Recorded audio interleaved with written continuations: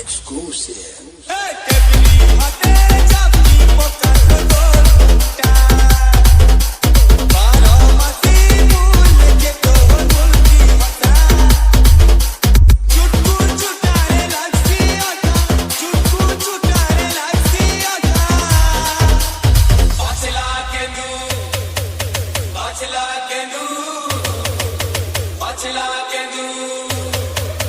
पछला केंदू लेखे गुरी तो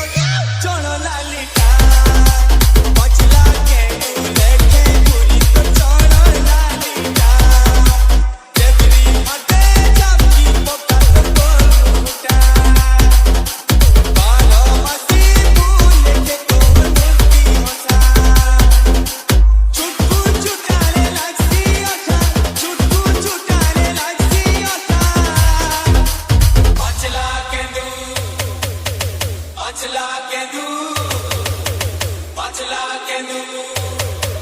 तो चोनो नालिका पछला केंदू लेखे गुरी तो चोनो नालिका पछला केंदू लेखे गुरी तो चोनो लालिका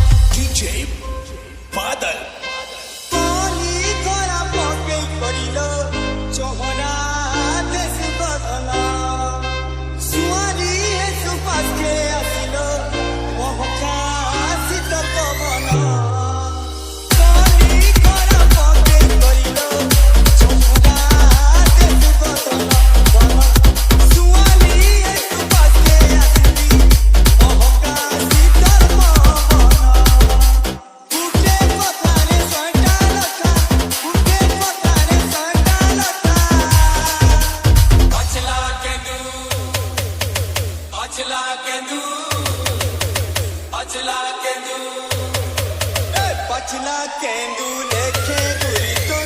चोनो लालिका